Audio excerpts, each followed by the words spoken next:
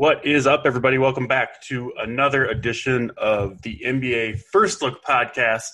I'm your host, as usual, DraftCheat, joined today by Bobby Gomes. Bobby, what's going on, man? Oh, going well. Looking to get into the slate, break it down as good as possible for you guys out there. Absolutely. Yeah, we got an 8-gamer on Monday. Some significant news around the NBA, of course, as usual, but we do have a couple of stars missing out tonight that will affect things in a big way. And then we do have the NBA trade deadline coming up on Thursday. Not a lot of trades so far, just a couple kind of minor moves, but I do think we'll see some bigger names change hands, sometime over the course of this week. So you're going to have to kind of pay attention to that news.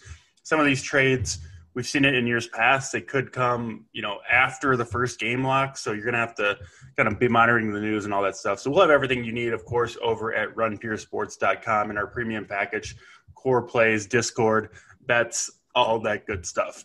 With that, Bobby, let's jump right into the slate. First game of the night that we'll talk about, Sacramento and Cleveland. We do have a half an hour later start than usual tonight. But Sacramento, Cleveland, Sacramento favored by 4 here, 223 total. Both teams relatively healthy. Marvin Bagley going to remain out for Sacramento, but we've seen that for a few games. Their rotation has certainly tightened up.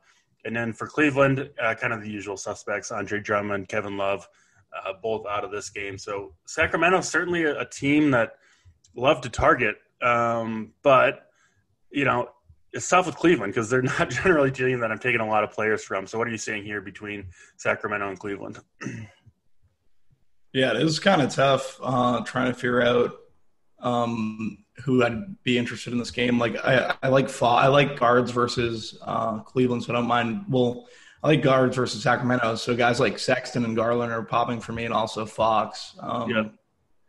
But I think with Giannis out, Drew Holiday is going to be pretty popular, so he's a guard.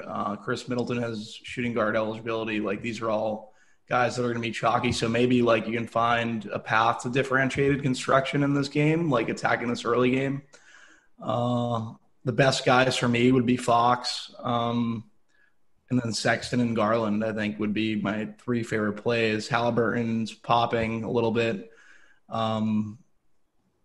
But Barnes, Hield, and Holmes, guys like I'd like to roster, just aren't projecting well for me right now. So yeah, that makes sense. I think Sexton's the guy I'm looking at the most. He's 7,100 on DraftKings, so a reasonable price point for him. We've seen him up, 37 to 39 minutes in the last 3, so his minutes are ticking upward. He's 7,300 on FanDuel too, so good price there.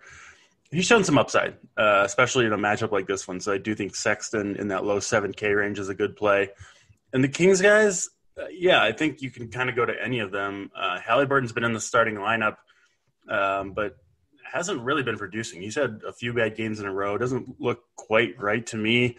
Didn't play the fourth quarter in the last game. So I don't know.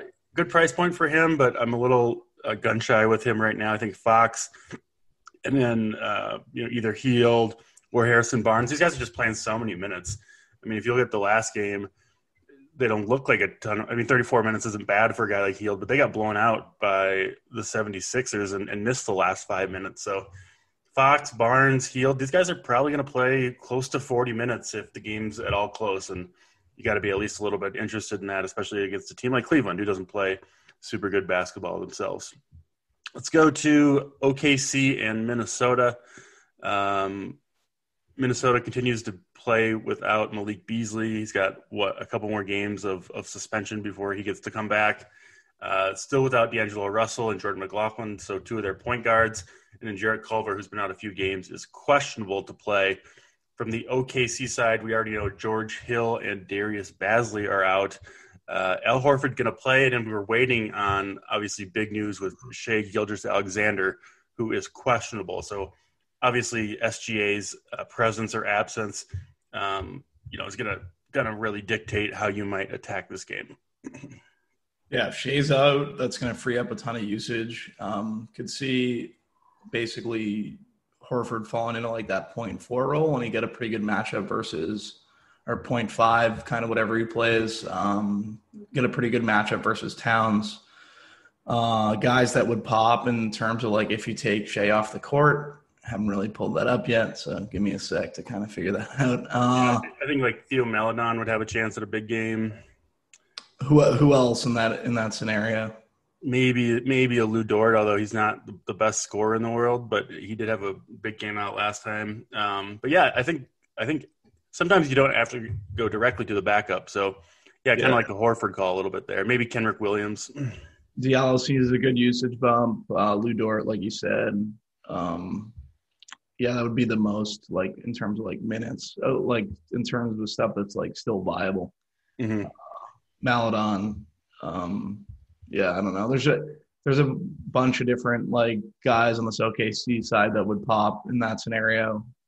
On the Minnesota side, I like Edwards, Towns, Rubio. I think these guys are all really good plays, standing out for me in my projection. So don't mind getting to any of those guys. Edwards has been chucking. LaMelo's out now, has a shot at the Rookie of the Year. So maybe his first game he tries to put on a show here tonight. Like the number he's getting on his props. So don't mind Edwards, don't mind Towns, don't mind Rubio. Yeah, but then on the more interesting than, like, from a DFS perspective by the end of the night than we kind of realize at this moment right now. Yeah, I'm with you. I've been on the Edwards train a lot recently. He's been pretty fantastic. I mean, even his bad games, last time out against Phoenix, only went 4 for 18 from the field, still put up 36 fantasy points. The peripheral stats have been ticking upward. The usage is going to be there, like, every single night. It's 8+ 3-point attempts. Sometimes you get 13 or 14 of those. Took 31 shots 2 games ago. Like, he's chucking it. And I don't think he's going to stop. He's a super confident kid, playing better.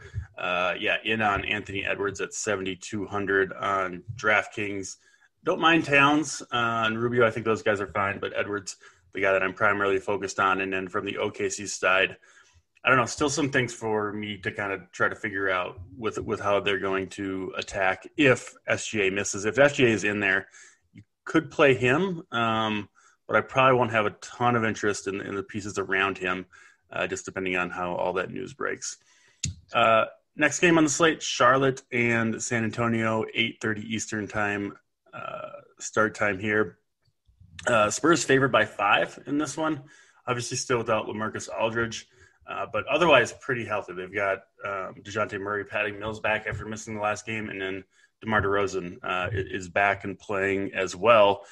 The Charlotte side, obviously the big news, you mentioned it previously, LaMelo Ball looks like he's going to be out for the season. He's got a broken wrist, apparently getting a second opinion, but it does look like he is done. That's going to change a lot for Charlotte, who will also be missing Cody Zeller here. You're going to see more opportunity, of course, for Devontae Graham and Terry Rozier. Graham has kind of really fallen by the wayside with the emergence of LaMelo. It'll be interesting to see if he can get back to playing well. You'll see more usage for guys like Gordon Hayward, maybe PJ Washington. Charlotte got it's really too bad about LaMelo. He's a spectacular player, but in terms of DFS, at least for these first couple games, they got, in my opinion, kind of more interesting. And I think getting Charlotte right tonight is pretty critical to success. Yeah, sucks to see that for LaMelo. He's just been a really good player his rookie year. Really came in and basically lived up to the hype. So you love to see it. It sucks that this happened. Love to see the performance. Sucks that this happened for the kid.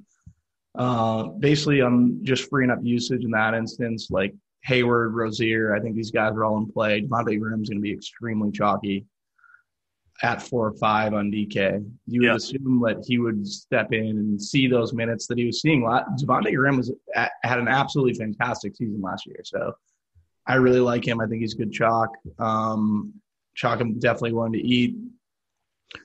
And then on the other side, just from the Spurs perspective, like really not a ton there.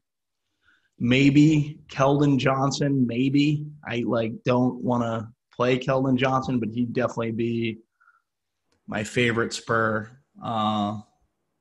in terms of like his salary and just value, but it's not something I really want to get to. All these Spurs are kind of priced up, so I'm not really too interested. How about you? Yeah, I don't really see Spurs that I want to play. I mean, I do like targeting Charlotte in general.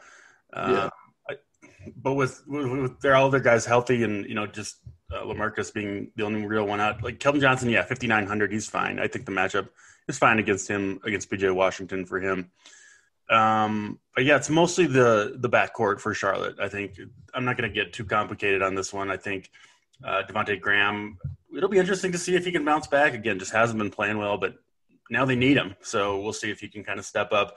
I do like Terry Rozier and Gordon Hayward. I think kind of those, 1, 2, 3 in the backcourt there. And then if you need a punt, Bismack Biyombo, I assume is going to get 20 to 30 minutes here. He's still real cheap and probably can get you 20 fantasy points. Not a huge ceiling, but if you need the savings, I don't mind going there. Do you think it's going to be Biz, or do you think it'll be PJ Washington at the 5? I don't know how they kind of did it the last game, but Biz had kind of been seeing his minutes kind of trail off, and PJ was playing more 5. Biz got the start last game against the Clippers and played 26 minutes, so I think it'll be him. He played minutes, yeah, because he had been starting and then just not seeing any minutes, and So, if that's the case. A risk, but with Pirtle there, I think they need to start him because Pirtle, I think that'd be a little bit too much for PJ Washington to handle right off the bat. So I think it'll be Biz, but obviously if he's not in the starting lineup, I would certainly want to look elsewhere. Let's go to Toronto and Houston. Toronto, one of those teams in trade rumors. Kyle Lowry could possibly be moving. We'll see. Houston has already made some trades, of course, this year, several trades. In fact, they'll be without Victor Oladipo and Dante Exum still. DJ Augustine, questionable. I don't even know if he's going to play much for them in the end. And then John Wall has returned for the Rockets, so he's an interesting play. Kevin Porter Jr. Only played 20 and 10 minutes these last. I think he got hurt in the Detroit game on the 19th and then came back and kind of struggled through 20 minutes. So he's kind of out of play for me right now with Wall back and, his health, I guess, a little bit in question. It may be an interesting tournament play. I'm not quite sure how I feel about him yet. Wall, 7,100, nice price point there. He did play 35 minutes yesterday against OKC. We'll see on the second half of a back-to-back what we get out of him. I feel like there's going to be some more news that comes out of Houston that we don't know yet, and that could change things. But right now, what do you see for the Rockets here? I think you made a good point with KPJ. Like, you kind of have to wait for that situation to shake out. Yeah. KPJ is obviously the best talent on that team, so I would hope that he'd see he'd just see the ball in his hands and more usage. I wouldn't really – these guys coming back, they're obviously going to cut into him, but they should be running the ball through KPJ. So basically Wall at 7,100, if he's seen 35 minutes, he's fine. I don't – in terms of these Houston guys, I'm more interested on guys playing against Houston. So that would be these Rockets that are obviously playing big minutes. You said you have to watch out for Lowry, could be dealt. But Van Fleet, Siakam, Powell, OG, I think these guys are tournament plays just because they're facing Houston and likely are going to come in low owned.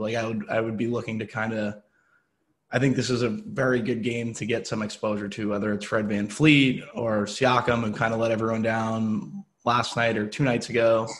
They're on the back-to-back Toronto, right? So it was last night, I think. Yeah. I think that you can make a case for the Toronto guys. I'm much more willing to play the Toronto guys than I am to play anyone from Houston. I think that makes sense. I just wish, from a DFS perspective, it's tough when Toronto's fully healthy, but you still do get a nice discount on Van Vliet. Siakam would probably be my 2 preferences there. Christian Wood, I think, is at least a little bit interesting. It looks like his minutes limitation is gone. He's been back for 3 games, and in those 3 games, first one he played 26, then he played 28, and then yesterday played 36 minutes, had 46 fantasy points. And they need him. They don't really have a ton of size other than him. So Christian Wood at 8K, I think could be a fun play. I bet he'll go somewhat low owned. Yeah, actually really like that play. That's a good call. Certainly not afraid of that Toronto interior defense or anything like that. So yeah, me neither. Yeah. All right. That's Toronto, Houston. We'll go to Indiana and Milwaukee next. This one, obviously, another game with very significant news. Looks like Giannis is going to sit with the little left knee injury that's been bothering him. Doesn't seem like it's anything serious. He's officially listed as questionable, so we'll see if he's sometimes players get upgraded, but most likely he will be out tonight. In the total, Milwaukee's still favored by 5.5. A little bit surprising to me with Giannis expected to sit. It's pretty simple here. Honestly, if you run the numbers with Giannis off the court, it's the guys that pop are the guys that you would expect to pop. Both Drew Holiday and Chris Middleton see something like a 7% usage bump when playing on the court without Giannis, which is about as big as you see for like one player being off. Not a surprise given Giannis's huge role and work rate. So you got to like both Drew and Middleton. I think DiVincenzo has been playing more minutes and playing well. You could certainly go to him if you were so inclined. I don't think I'll mess with like the centers here most likely, although, without Giannis, more rebounding opportunities for a guy like Brook Lopez or Bobby Portis, certainly. There's just a lot of places to go when a star of Giannis's caliber is sitting out. Yeah, I think like you hit the nail on the head with Drew and Middleton. Like these guys are really good plays. Bobby Portis, I think, is another guy at 4-4 who's going to be definitely a mainstay unless the news changes for cash. Like he's going to be someone people are looking to. I feel like Mangone and Hoop will be on him. Obviously, you're going to be on Middleton and Drew, but just the value plays seem really good. Yeah, I don't know. And then I don't mind Brook. Like I think we can kind of attack. They're going to need Brook's size, right? Just like they're going to need Bobby Portis' size. So I don't mind him. He's probably going to be the lowest owned of like the big four. I would say DiVincenzo, yeah, as well gets a pretty nice bump there. You have to remember too, like you're taking DJ Wilson and DJ Augustine off of the floor as well with Giannis, so they're even thinner than like usual, right? I think DJ Wilson and Augustine are both with Houston now, so yeah, they do have PJ Tucker. Not that those guys really matter, but right. They added PJ Tucker. Okay, but he's like the lowest usage guy in the league, so he's a low, yeah. He's not going to take shots from anybody. So I mean, you have to get exposure to the Bucks, right? One way or the other, you got to have some of these guys. I don't know if you need 4 of them, but certainly there are at least 4 that are in play. Yeah. The usage bump is just too big. Indiana's defense is okay, but you still see a 231 total here. So yeah, I do expect big games from several of these Bucks guys. Do we like anyone on the Pacers side, like Sabonis or? Yeah, I mean, you take Giannis off the court, and this defense does get a lot worse, right? He has the ability to just kind of be that rover and break up, get into passing lanes, just protect the rim. Even they won't be the same defense without Giannis out there. So I do think like Sabonis, I think is an interesting play. Put up a huge game against them the first time they played, 59 fantasy points in 31 minutes. Because Brook Lopez, a pretty good defender, but he has to guard Miles Turner, right, for the most part. Yeah. So it does free up, I think, some room for Sabonis to do his thing. We certainly saw that last time. It's kind of tough now with Caris LeVert there for the Pacers, right? That's kind of just another guy that can obviously take some usage from a guy like Brogdon. So we've seen LeVert and Brogdon kind of share ball handling duties, which has led to a little bit of a lower ceiling for Brogdon. But down at 7,200, yeah, you could go there. I wouldn't hate it. But he will get that tough Drew Holiday defense, which I'm not super excited about for Brogdon. So mostly just Sabonis, I think, for me. Do you see anyone else? Yeah, I like Sabonis, but that would pretty much be it. Like not like you said, like LeVert kind of really takes up enough to where like it kind of caps all these guys' ceilings. But I think Sabonis would be the one that would be free of that. So yeah, Sabonis would be my guy. That's the way I'm going as well. And what do we get? All 3 Holidays playing in this game too, so maybe you can stack those guys up if you're wanting to get cute. Yeah, Holidays, and then you get the Brogdon revenge. There we go. Yeah, all the narratives. Giannis out. Yeah. Number of ways to go. Let's go to Boston and the Memphis Grizzlies. Expected to be close here. Memphis favored by 2.5, hosting the Celtics. We do know Kemba Walker looks like he's going to sit this one out. And then waiting on Tristan Thompson news. So obviously anytime Kemba is out, the other kind of main scorers, namely Jason Tatum and Jaylen Brown, get a nice little bump. I think that would be the case again here. Both guys, I think, in play. And Memphis pretty healthy. And Memphis kind of a tough team for me to target when they're fully healthy. We really haven't seen many big games from Ja Morant recently. He's been slumping. It's hard for me to play him right now, given he's going to get Marcus Smart defense. I think he's pretty much off the table for me. Valanciunas, I think you could go to. I think he can handle the interior of the Boston defense, especially if Tristan Thompson misses another game. I guess some plays here, but overall not the most exciting game. Yeah, Tatum and Brown are going to pop in optimals. They're just underpriced. And then, that's pretty much it. You're taking Kemba out too. I like Smart as a tournament play. I just think he's interesting. He doesn't get owned. They're going to need him, especially with Moran out there.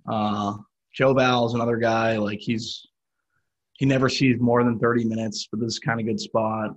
I don't know. I feel like Joe Val could be an issue for the Celtics for whatever reason. He seems to do well versus them. I live in Boston, so I see that a bunch. But I just don't. I don't know. 30 minutes kind of caps his upside and his ceiling. I think my favorite play in this game, from a term perspective, would be Marcus Smart, and then obviously Tatum and Brown are good plays. I just don't like. I'm just not really a big fan of Tatum and Brown at this point. Maybe that's my fandom kind of creeping in. I don't know. Yeah, disappointing year for the Celtics for sure, right? Even with those guys playing well, it's kind of been a strange one for them. Jovel, I kind of want to play him here, especially if Tristan misses, because I don't think Tice can really slow him down, and then I think Robert Williams is kind of too skinny, I guess. I can see Jovel doing work down there, but it's hard to play a guy at 7,700 when he could play well and get 26 minutes. It's just it's tough. Yeah, it's definitely tough. That's not a tough pill to swallow, but I do think his ownership will be low because of that, and I do think the upside is there, but just again hard to fully trust the minutes. Let's go to Utah and Chicago. 2 games left to talk about here. As you might expect, Utah going to be favored in this one for sure. Utah favored by 9 in Chicago, 228 total. Chicago pretty much fully healthy. We kind of know what to expect from them at this point. And then the possible big news out of Utah, Rudy Gobert, questionable to play in this one. If he were to miss, certainly that would, give Chicago a better chance to win this game. And also open up maybe minutes for a guy like Derek Favors, who's been his direct backup all season, and I think would get the start. Probably play pretty well. The minutes just have never been there for him. I don't know how much else it would change. Obviously, Gobert not taking a ton of shots or anything. It would just change how Utah plays, right? Derek Favors can't play above the rim like Gobert can. So that's certainly news to watch for sure. And then it would give a bump to any Chicago guys that you might want to play, just given the fact that the rim protection won't be there for Utah. Just a completely different defense without Gobert on the court. So we'll have to watch that news. But if he does play, this game is a little bit uninteresting to me overall. Yeah, so we might get Gobert out, is what you're saying? Yeah, he's questionable, yep. He's Q-tag. So if he was to sit, I definitely have more interest in, the Bulls side, I guess. Maybe the Levine's going to get Donovan Mitchell defense or I think they kind of get beat by guards. So if the game's going to stay close, it might bring Levine more into play for me, I guess. But like you said, Gobert, if he plays this, I think this game blows out. So not too much interest. I'm pretty worried about Chicago's chances here if Gobert's in there. Utah's they kind of remind me a lot. They're just a really strong all around team. Not saying they're the Pistons of the early 2000s, but they're built that way, right? There's no really one star, and they all kind of just have roles, I guess. And this team has played together for 3 years. Conley, I guess, is kind of new, but they know what they're doing. That's why I'm saying if Gobert's out, that becomes less so, right? You get a whole new starting lineup at that point. You lose your defensive anchor. Maybe Chicago has a chance at that point, but Gobert almost never misses. I think most likely he'll be in there, and if he is, not the best game in the world for DFS. Let's go. Yeah. Any other thoughts, or should we go to the last game? No, that's it. That's pretty much it. Let's go to Atlanta and the LA Clippers to cap us off tonight. Again, looks like somewhat healthy teams. The biggest piece of news, I guess, is Serge Ibaka going to sit. He's missed, I think, the last, 3 games. Looks like they're probably just going to rest him to the All-Star break, it kind of seems like to me. Ivica Zubac has played big minutes in Ibaka's absence, 35, and then he only played 25 against Charlotte, but that was due to a big blowout. I think he would have played more than that if it had stayed close. So he's interesting to me at 5,100, certainly a pretty good matchup against that Atlanta interior. Kawhi Leonard, Paul George, like they're always in play. I don't think they're going to end up being my favorite plays on this slate, just given, Middleton and Drew Holiday kind of somewhat in that price range. You got the Boston guys. So I'm mostly looking at Zubac from the Clippers side of the ball here. Yeah, I like Zubac. I think he's a good play. Like I think this game could obviously blow out. There's a definite risk of that happening. Paul George, Kawhi, I don't mind them if it stays close. And on the Hawks side, I hate Trae Young. I just can't get him right. All year I haven't been able to get him right, and I'm just not going to – I wouldn't be playing him here. Maybe Clint Capella. Me neither, yeah. That's pretty much it. That game doesn't seem too appealing to me. No, it really doesn't. Atlanta could be in for a rough one here, it seems like. Yeah, definitely. I could definitely see that being the situation. All right. Do you have any plays for who's your GPP play of the night? Man, it's hard to say at this point. Do you have one in mind? I'll go with my boy Edwards. I'll stick with him. He'll be popular, but I'm sticking on the Edwards strain. Yeah, I like Edwards. I think Edwards is solid. I think that's a really good call. I'm gonna go. Oh, this is difficult. I'm gonna go Marcus Smart. at 5.5. I like it. I think he hasn't had a blow-up game yet since coming back, but with Kemba out, minutes should be there. Matchup's fine. Yeah, I kind of like the Marcus Smart call. We see that from time to time with him, right, where he gets 4 steals and 2 blocks and does enough scoring to kind of get there. So, yeah, I like the Smart call. So we'll go with Smart and Edwards as our tournament plays of the night. All right, that will do it for us. We'll be back same time, same place tomorrow. Remember, check us out at runforyoursports.com if you haven't. Everything you need for DFS betting and everything else. That will do it. He's Bobby. I'm DC, and we'll check you next time.